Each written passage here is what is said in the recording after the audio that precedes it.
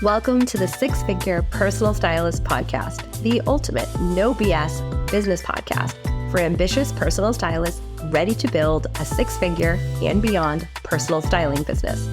You won't hear the typical snooze fest business advice that most personal stylists get told all of the time.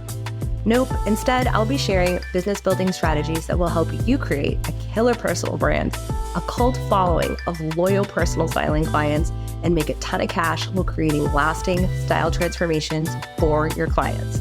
I'm Nicole Achi, your host and a former personal stylist of 14 years who built a lucrative styling business in 3 major cities, but only after spending years trying to crack the six-figure styling business code without burning out. And now I'm here to tell you how to do exactly the same. Let's get into it. Welcome to a fresh episode of the podcast. Today, I am diving into a conversation with Megan Wright and Kaitlin Oran, the innovative founders of Nove, a really exciting new platform revolutionizing how stylists run their businesses. In this episode, we'll explore how 2 tech industry veterans became passionate about solving stylist pain points, the game-changing features Nove integrates into the platform, including analytics tools and retention strategies, how stylists can diversify their income with guides and subscriptions, the power of personalization in an age of overwhelming choice when it comes to personal style, and why AI will not replace personal stylists. In fact, it might help them. You do not want to miss this episode. This conversation is packed with insights that can transform how you think about your styling business. I am not joking. Sit back, grab a notebook, and get ready to level up what is possible for you and your client experience just from listening in. Let's dive into the episode.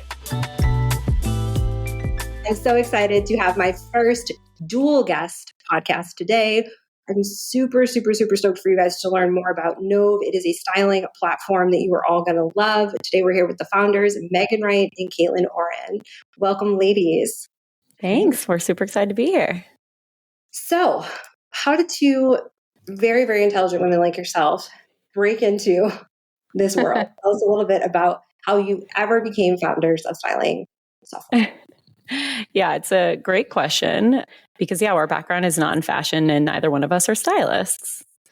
So Kaitlin and I have been working together for close to a decade, which is crazy. But we both worked with stylists during transition periods in our lives. Like I was taking on a more senior role. Kaitlin was coming back from maternity leave. And I would say we both approached those sessions similarly in that we knew what we wore had an impact on our emotions and our presence. And we were seeking really intentional pieces, like filling gaps to reflect this new point in life. And we both had really great experiences with those stylists, but realized they were spending so much time building their deliverables and chasing us and other clients. So not only like while we were working together, but also afterwards, like never heard from them again, to work together a second time. And we just ended up having conversations with many stylists over 8 months, like the ones we worked with, and then folks they introduced us to or that we found on Instagram, and just learning about their pain points, their aspirations, like what were things they wanted to try but felt too hard. And Nove came out of those conversations. It's really a result of like the feedback that they gave, the things that they wanted, ways to diversify their revenue. So they really inspired us to build Nove, and it is completely correlated to those conversations. What is both of your backgrounds? Because tons of people work for stylists, tons of people experience places where that experience could be better, but they don't necessarily think, you know what I need? Styling software is my next move. Share a little bit about that because it's a really interesting story. Yeah. So I love to say Megan and I are like 2 halves of the same brain, which I'm realizing now means we're both half a brain, which is not right. But my background is in building technology. So I started as a software engineer, switched over to the product management side. So really spending a lot of time talking to users, understanding what problems they face, what they want in a platform. And then Megan's background is in implementation and customer success. So working with users before and after they started using a platform. I guess I should say, to take a step back, we met working at Vimeo. So we worked on a product that helped video creators, think someone like a Megan Roop, Sculpt Society type platform, build subscription businesses. So both of our background is rooted in working with creators. Again, me from the tech side, Megan from the customer success side. And so to Megan's point, the second we started having these conversations, our brains just started going of like, we know what it can look like when a software works for their users and helps make them successful. These creators are doing a million different things a day. It shouldn't be so painful to get your job done. So it's really just a passion of ours to help technology work for creators. Amazing. How lucky are we that you guys hired stylists? I don't think that's how a lot of this often starts in the industry, which is why I'm so excited to share your sort of background. I think that it's such an important part of the conversation is that you already knew the challenges that people that ran online businesses and creators had. So it wasn't just like it was stylist specific. So you can bring like all of that knowledge into the platform. What were you specifically hoping that Nove would do that was going to fill the gaps in your own experience as the client, but also in the industry as a whole? Yeah, I think that that's where like the ways we've thought about differentiating come into play. So obviously, like there's the tool set that is really important, right? The virtual closet, the ability to build lookbooks, onboarding your clients, things like that. But what we felt like was missing was that the business component, right? Like the tools to really like understand the business that you are running and how to grow it. Because I think that's something that was clear to us, but sometimes we felt wasn't always clear to the folks we were working with, which is that like you are running a very real business and you need tools that help you do that. So like analytics, like what's performing well, what isn't, what are your clients liking, what aren't they? Leveraging retention tools like managing your customers, reaching back out to them, letting them know what new offers you have available. And then also being able to diversify your revenue. I think that's one thing that Kaitlin and I feel really strongly about based on our experience at Vimeo is what are ways that you can like take these amazing skills that you have and leverage them in creative ways that work best for your clients. So way beyond just the client stylist experience, also the stylist's own experience of their business. Yeah, exactly. So important. I just want to back up a little for a sec because you both worked with stylists. And so I assume they were different stylists. Yeah. Okay. That I just want to make sure I'm getting like a good cross between as I ask this question. When you were on the other side of the experience, where were the gaps? Nothing personal to the stylists. I'm sure they were wonderful. We all have them. But just I think it's important for the audience to hear like from a client perspective, like what were the gaps in your experience that you wish were better and that informed in what you just mentioned you're trying to do with the platform? Yeah. Yeah, I think we have slightly different answers. I can say, I think the biggest thing for me was that back and forth piece. And so, we all miss emails. We all forget to answer emails. And then all of a sudden you're like digging through and, you can't find where the last thing was and who's meant to respond to who. And so I think for me, the biggest thing was it was hard to keep everything that was happening in one place and to understand, was I supposed to respond? Were they supposed to respond? Like, where were we at in this process? And I often felt like I was making their lives more complicated by not answering. And then I'd be like, wait, she said she would replace this piece with another piece. And then I never got that follow up when I was expecting it. And so really that back and forth piece just felt painful on both sides. I think I can answer for Megan too. Megan received quite a bit of Bitly links, not visual, not easy to track down. And this is such an aesthetic industry. It feels like it deserves an aesthetic output and an aesthetic tool. And, so to go back a little bit into how we're thinking about building this, like we really want it to feel like something you're excited to use and that feels beautiful and something you're proud of. Like as a stylist, you shouldn't be like, which is what happened with us. Like, I'm so sorry about this output. This is the best thing that's at my disposal at the moment. Thank you so much for helping us be more proud of ourselves. I just want to say thank you. This is one of the reasons why I really was attracted to these two founders in this platform, because they really, everything they said was about not just making the client experience better, not just making the business side better, but like helping us be proud of being business women and a couple men that are listening. And so I think that is such a gift to this community that goes beyond just creating something for the market and, obviously to create income, like no shame in that. Like that's the game we're all in, but also how often is that it's not as thoughtfully entered into as it could be. And what a gift that we are dealing with two founders who have experienced the other side of this to make us even better. So I just want to make sure that I am saying that at this point because I am very grateful. I was going to say, I think one thing you said, Nicole, that resonates with us is that like it is about making income. Like you need to do that to be able to take on this role. And I think one thing that we also learned as we explored more about this industry, like did more market research, is that there is still a huge pay gap in the creator economy, which is like men still make 1.88 times, like almost double what their female counterparts do. And we felt like that was because, like there are all these tools that in male dominated industries, like tools at their disposal to allow them to monetize more. And we just didn't feel like there were tools that did the same in industries where there are more women. And so that was something that we felt really passionate about, was like building something that allows women to make as much and maybe even more than men one day. And so like that's continually how we've approached Nove, is like, how can we help our clients make more doing what they love? That's a fascinating stat. I would not have instinctually thought it was still that behind. I think there's obviously some identity work that is involved in that, like just the way men and women perceive themselves and in the market in general. But that is so fascinating to hear. What are the aspects of the tool that you think differentiate yourself, but also, I mean, aside from just like the way you guys have built this and the way you've looked at it, which is huge, but you're most excited about, you want people to understand and learn more about? I would say two pieces.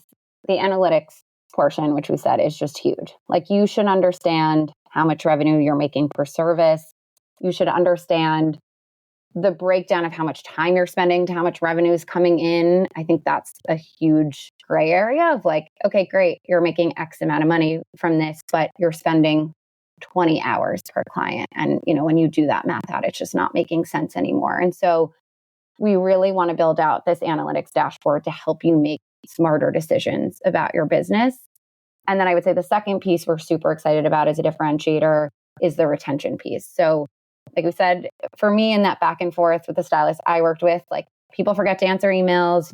We forget things. We all have a million things going on. And so if Nove as a platform can help you remember when your client's birthday is, or remember to follow up 3 days after you sent the lookbook if you haven't heard back. If we can handle all of that for you so you don't have to think about it, that's a huge win for us. And I think we get really excited because, to Megan's point, that's allowing you to make more money doing what you're already doing. So I think those two pieces really align with our ethos of we are a business platform. We want to help you run a smart business. And so those two feature sets are going to see a lot of development over the next year for us. That's so exciting. Also, you will spend less time and earn more with that, which I think is an important point because many people enter this industry to kind of have a life and a business, right? Yet when we get into it, we realize, whoops, like as you said, it's taking 20 hours to complete something that I maybe spent, charging $500 for. And that's a lot of time that if I was more efficient, I could be living my best life with. So that is incredible. What are the plans for the rollout? So what stage are you guys in? Talk us through like where you are now and where we're kind of going with this platform. We're still in private beta, which I'll let Kaitlin jump in and chat about that. But our plan for launch is like we're still very much in the learning phase and we're loving working with our beta users. Big shout out to them. They are so wonderful.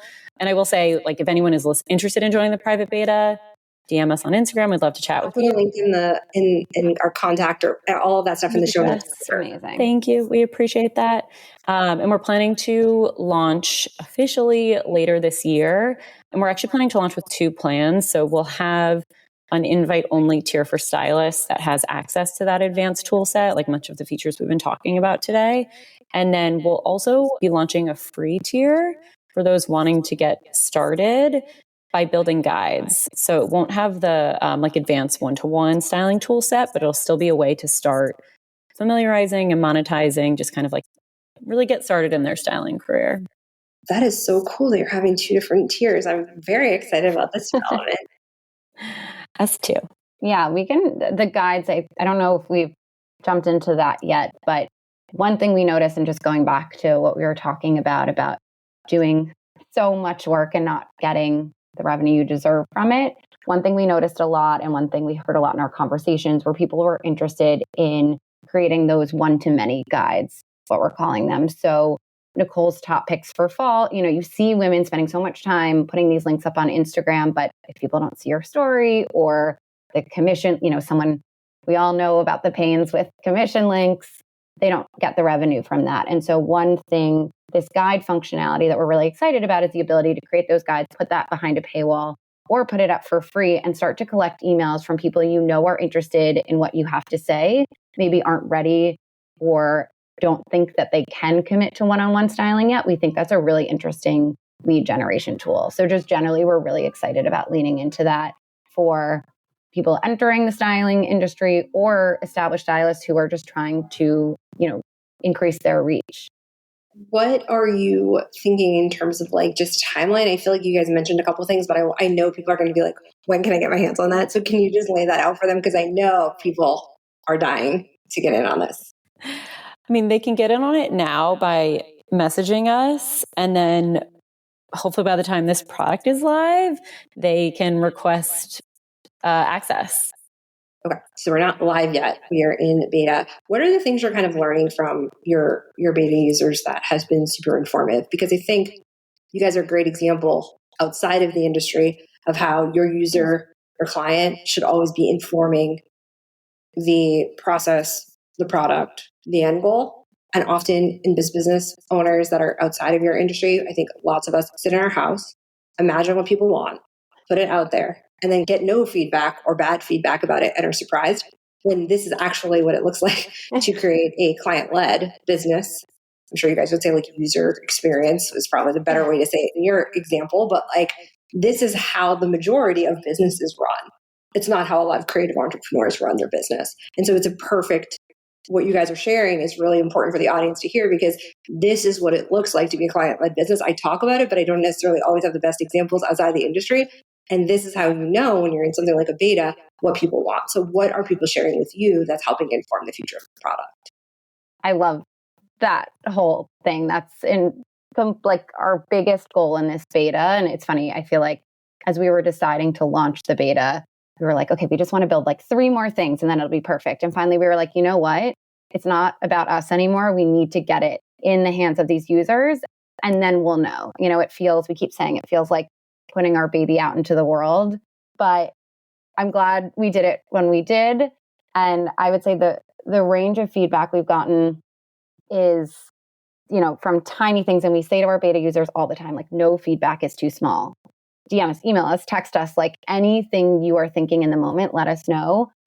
So it's things from wanting onboarding forms to look a little bit different, or wanting, the customer login flow. That's something we've been talking about this morning, just making that a little bit more straightforward when you first start working with a customer.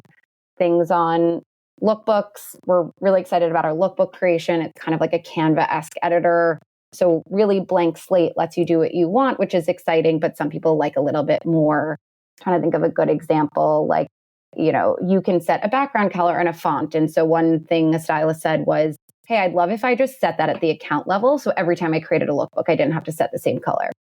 And super small, super easy to implement. We turn that around the next day. And so that just makes her life a little bit easier. And then I would say what's been the most rewarding and the bigger feedback we've gotten is, as we've had conversations with these users, really talking about what motivates them and what scares them about this journey and what excites them. And that's what gives us the fuel to keep going and building Nove. There's this deep feeling of we're all in this together, and entrepreneurship is really hard. We have good days and we have bad days. And, we released a big feature last week. We released our Chrome extension to help you, make tagging items to your inventory easier. And I knew nothing about Chrome extensions before a month ago. We built it, we released it, and on to the next. And one of the stylists in our beta reached out and she was like, I really hope that you guys are celebrating. I really hope you guys are taking a minute. And so very long-winded answer, but I would say we are getting the nitty-gritty of the product and how to make it better. And then we're also really getting to understand this industry in a way that even 8 months of conversations, I don't think could have done this deeply. I totally agree with that. Yeah. And I'll add two things. One is that Kaitlin is building the platform, and she is so fast and creative and like learning new coding languages. And so it's true, like someone will give us feedback and the next day she will have turned around an update, which is just amazing. And then one thing I think you said in an earlier podcast, Nicole, was that you can't get something right until you get it wrong. And I feel like that's something we have really tried to adopt. And, you know, hopefully we're getting more right than wrong, but it's true. I feel like we've learned that we had to get it out. We had to get Nove out into the world and have folks using it. And we're just learning so much from them. And, you know, every time, you know, we're learning the things that they don't want and that they do want and how to make the product better and better every single day. I'm so glad you're sharing some of this like behind the scenes, because we rarely see this. And it's very easy, especially one of the things people say to me a lot is, you know, well, I'm a creative. I don't work in the same way as, you know, tech or, you know, science or whatever. But it kind of, that allows us to kind of be over here and you guys over there, when in reality, the human experience of running a business is the same for all of us. It's just the tools with which we do it are different. And so that experience of having to fail over and over, having to learn new things, this is probably one of the things that I feel like we talk about the least, because we think a lot about when we start a business what we're good at. We don't spend a whole lot of time thinking about all the things that we're going to have to get good at to be successful. So when you do have those days where things don't go as planned, or you get bad feedback, or you're not in a week of win streaks, what do you guys do to keep your head up and keep going? Any like good little tactics, tips, insider knowledge on this? Because I feel like that's pretty common in tech and science. That's so true. I think one thing that is nice to have someone on your team, like I think that Kaitlin and I feel lucky because of course, there are two of us, like we can bounce off of each other. And so often, like when one of us is like, oh my gosh, what did we do? The other one's like, wait, this is awesome. We got feedback. That's amazing. Like, how great.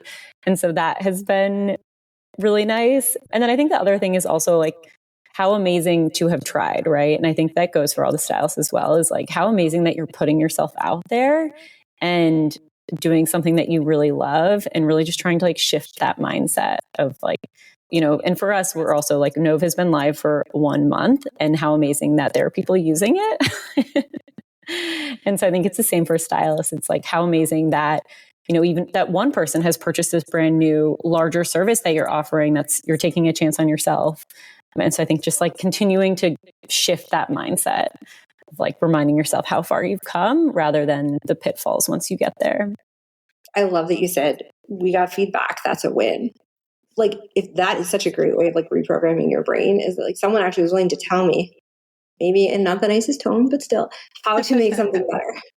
And then I get to win because of that feedback. And I love that. That's so good. One of the things, I'm trying to remember, I think it was Kaitlin said, is that you've had all these conversations and it's really in the refinement that you're learning about the industry even more deeply. And we've had several conversations over the last, 8 or 9 months. And one of the things I'm curious about, because you have talked to so many stylists, it is wild how many people are like, oh, I just got the phone with Nova. I just got the phone with Nova.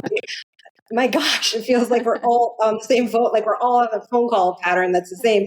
Everyone's talking to you before they're talking to me, or vice versa. And one of the things I'm curious about is what you see as being in the industry, but a little bit outside of it, as sort of the trends or the changes in internally, like the way it's viewed or the future of it, because you guys also sit obviously in the technology space.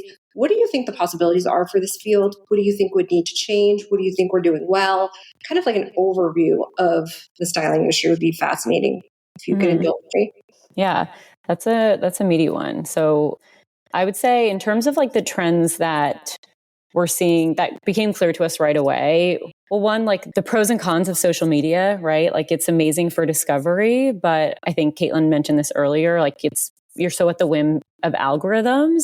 And so really learning how to harness that to your benefit.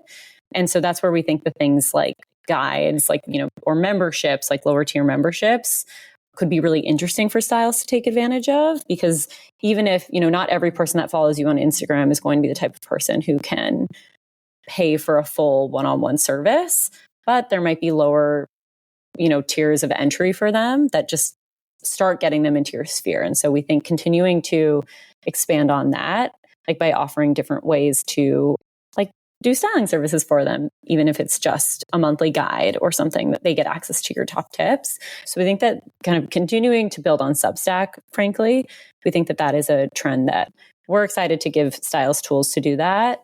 And then personalization, I think that probably in line with social media, we think that folks are overwhelmed by choice a lot. And then also seeking to stand out from the sameness. I think that's one thing we've heard a lot from like the consumer side, if you will. And so stylists continuing to lean into personalization, like in their technology, but also in their style. So, not making personalized recommendations to stand out from like that overwhelming choice on social media, and also really helping their clients figure out their personal style. Like, how do they perceive themselves? How do they want to be perceived? And so we think that that is contributing to the growth of the personal styling industry, which I don't know if we called this out yet. And I think you and I have talked about this, that we've talked about this, Nicole, but this personal styling industry expected to grow like 34% every single year until 2031, which is crazy. And then I think another thing is, I think there's a call for more inclusivity, diverse representation, and then also sustainability. I think clients want to see themselves reflected more in fashion than they have previously, I think especially as millennial babies. And so I think stylists are stepping into that gap of meeting the needs of, all body shapes, sizes, identities. And so I think that we'll continue to see that to grow. And on Nove, we're looking into how we can make tools available for stylists to really like step into this gap and offer all sorts of services to all sorts of people. And then I think like the last trend I'll chat through is the buzzwords of AI and data-driven insights. I think it's been everywhere, especially like our background in tech. That's been like the last 2 or 3 years of our lives. It's like, how can we AIify everything? Loves AI. And so we've been thinking of like, how can we actually use data or AI to help stylists run their business? So like one thing we've talked about is shopping. Like, how can we make it so that when they're shopping for a client, rather than searching the entire internet, we can like help them parse those out based on the specific needs that they have and their past habits. And then also like one kind of, I think, dream thing for us is building a AI, like a text bot for stylists. We have so many conversations with stylists who are like, I don't know if I should offer texting or if I shouldn't. Like, I can't always be available, but I want to offer that to my high tier stylists. And so we've thought about like, can we build a text bot version of themselves for some of those like quick inquiries by using like their past data. And then that's also a thing they could like package up and offer as part of their services. So those are some of like the fun things that we think about when we think about how to harness like not only the trends in styling, but also just like the trends in technology and how they could be leveraged for styling. That is so exciting. I just took so many notes. I'm so excited. I know that was a really long answer. It was a really big question. And as I was asking, I was like, this is a big ask, but also I didn't know the answer. So thank you. One of the things you said that was so fascinating, which is why it is so critical to have people with a different set of expertise looking in on your business, on your industry, on your own skills and gaps in skills. Is that you said two things that I never would have dreamed of, or that there was just wouldn't have even come into, I think, the mind frame of a stylist, which was that, one of the opportunities stylists have that brands can't fill is because, we're all different and we come from different backgrounds and whatever, we can personalize the experience more than, honestly, and this is not an either or game, because I know you also work with influencers, but like an influencer selling something according to their experience of the world. That's why they have their own business model. And we're selling something according to our clients' desired experience of the world and themselves. And so that is a gap. That is a spot that like a brand won't be able to fill. An influencer won't be able to fill. And knowing those opportunities, even though we're like, yes, we work with you for your body shape and whatever, there's not always an appreciation of how valuable that is to the client, because it's just what you do. And hearing you say that, directly before the AI conversation is helpful because so many stylists are like, oh, we're going to get overrun by AI. And what I'm hearing you say is not a problem. That is never going to be obviously our goal, but we do feel really strongly that this industry is here to stay. And people want, to your point, like people want that personal understanding of like, who am I? I mean, we joke, and in speaking to some of the women in our beta, like it's almost part styling, part therapy for a lot of women. It's like, and I remember, having done this coming back from maternity leave, wow, some fireworks just went off behind my head on the screen. Coming back, those who have had children know you don't feel comfortable in your body, but you're like, my body just did this amazing there's just so much that goes into, obviously for everyone getting dressed, but for me, for that period of time, it was so sensitive. And so no AI is ever going to replace the ability to have that conversation with me and understand how to make recommendations that make me feel confident. And I think to your point, Nicole, I love hearing you say, like, coming in as outsiders, we are quote unquote outsiders. I hope we're kind of insiders now, but I think stylists do take for granted the impact that they're having sometimes. And when we talk to them or like we hear them speak about their relationships with their clients, it is so incredibly moving to us. Like it's an amazing thing that you're doing every day. And again, as people who experience the output of working with a stylist, like we get it, feeling more confident when you get up and get dressed in the morning. We all have to get dressed every day. That's just like one thing we have to do. And so if you are helping people step into that feeling better, it's an amazing thing. Yeah, it is. And I like also what Kaitlin was mentioning, like coming back from maternity leave, and it's like your body's changed, but you're also so proud of this amazing thing your body's done. And I think that's one thing that, like, as we think of trends in the styling industry, is like we're seeing that clothes are less seen as armor, like something to like covering up insecurities, and more using it as ways to like exude your confidence and personal self. And we think that that's so powerful. And we love seeing that shift in the industry and how that also gears towards like inclusivity and like allowing folks to feel represented through what they wear rather than using it to cover things up. I love that point. It's just so great to have people that you're very much on the inside, but also, having that having been clients, having talked to so many people, having also, the perspective of being in technology and seeing how we can get better because of it. Just all of it is so incredibly valuable. What other aspects of the business do you think are potentially in the future for you guys? Are you thinking you're going to stick here? Just because I like to have a bigger conversation at the end, wrap it up with like a little, I think it's important to always be present, but also looking towards the future. So what are thoughts that you guys have on that for the business? I would say we are in it. We are here. We want to keep committing to this user set, figuring out, like, if we get to a point where we have done all that we can do for stylists via Nove, great, we can retire. And I'm like, we will keep, we have no plans to shift out of that. I will say, I think we've kind of mentioned this a little bit, but I think the biggest things on our roadmap are really going to be leaning into those new monetization strategies. So we've talked about guides, and that's something that's available today, but you talked a little bit about memberships or subscriptions. How can you as a stylist reach your audience in different ways? So again, maybe it's a $30 a month membership and they get one guide or, 5 recommendations personalized to them. Right now, that takes a lot of balancing of different tools. Like you have your payments over here and you have, your recommendations in a spreadsheet or a platform over here. And so what we really want to do is lean into helping support that through our platform.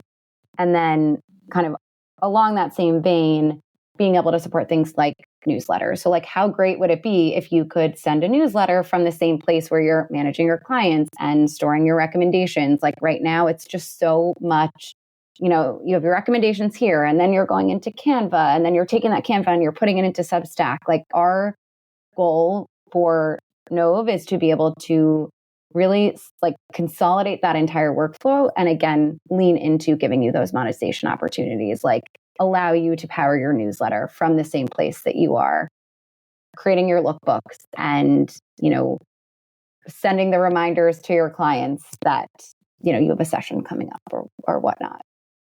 That's amazing. I'm so excited for everybody to have everything in one place, like a dashboard, like a business dashboard for stylists. Yeah.